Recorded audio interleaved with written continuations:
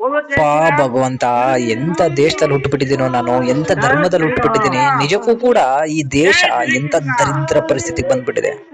ಒಬ್ಬ ಸಾಮಾನ್ಯ ವ್ಯಕ್ತಿ ಮಾನವೀಯತೆ ಇಲ್ದಂಗೆ, ಒಂದು ಊಟಕ್ಕೆ, ಒಂದು ತುತ್ತು ಊಟಕ್ಕೆ ಆ ವ್ಯಕ್ತಿಗೆ ಧರ್ಮದ ವಿಚಾರದಲ್ಲಿ ಆ ವ್ಯಕ್ತಿ ನಗ್ತಾ ಇರೋದ್ ನೋಡಿ ಇವ್ರಿಗೆ ಶೇಮ್ ಆಗ್ಬೇಕು, ಇಂತ ನಾಚಿಕೆ ಗೆಟ್ಟಿರೋಗೆ. ಅದು ಕೂಡ ಉತ್ತರ ಪ್ರದೇಶದಲ್ಲಿರುವಂತಹ ಬಿಜೆಪಿ ಕಾರ್ಯಕರ್ತರು ಒಬ್ಬೊಬ್ರು ಕೂದ್ಲು ಸಮಾನ. ನನ್ನ ಮಕ್ಕಳ ನೀವೆಲ್ಲ, ನಿಮ್ಮ ಕಚಡ ಕೆಲ್ಸಕ್ಕೆ ಇಷ್ಟು ಬೆಂಕಿ ಹಾಕ.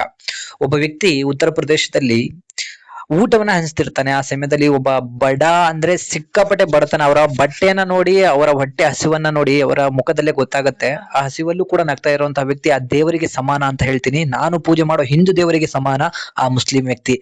ಯಾಕೆ ಈ ಮಾತನ್ನ ಹೇಳ್ತಿದ್ದೀನಿ ಅಂದ್ರೆ, ಅನ್ನಕ್ಕೆ ಯಾವುದೇ ರೀತಿಯಾದಂತಹ ಧರ್ಮ ಜಾತಿ ಇಲ್ಲ. ಆ ಅನ್ನ ಹಂಚಬೇಕಾದ್ರೆ ಆ ವ್ಯಕ್ತಿ ಆ ತಟ್ಟೆನ ಎತ್ಕೊಂಡು ಹೋದ್ರೆ, ಅಲ್ಲಿ ನಿಂತಿರುವಂತಹ ಆ ಒಬ್ಬ ಕಚಡ ವ್ಯಕ್ತಿ, ಅವನು ನನ್ನ ಕಾಲು ಧೂಳಿಗೆ ಸಮ ಇಲ್ಲ ಅಂತಹ ದರಿದ್ರ ವ್ಯಕ್ತಿ ಹೇಳ್ತಾನೆ, ಜೈ ಶ್ರೀರಾಮ್ ಅನ್ನು, ಜೈ ಕೃಷ್ಣ ಅನ್ನು, ಹಂಗಿದ್ರೆ ಊಟ ಹಾಕ್ತೀನಿ, ಇಲ್ಲಾಂದ್ರೆ ಊಟ ಹಾಕಲ್ಲ ಅಂತ ಹೇಳಿ. ಆ ವ್ಯಕ್ತಿ ನಗ್ತಾ ಅದನ್ನೆಲ್ಲಾನು ಕೂಡ ಹೇಳ್ತಾನೆ. ನಂತರ ಎರಡು ಪೂರಿಯನ್ನ ಅವನ ತಟ್ಟೆಗೆ ಬಿಸಾಕ್ತಾರೆ.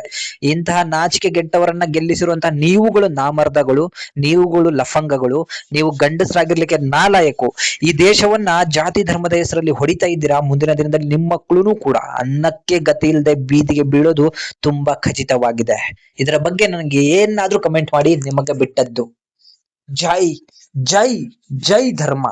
ಓನ್ಲಿ ಧರ್ಮ, ಮಾನವೀಯ ಧರ್ಮ.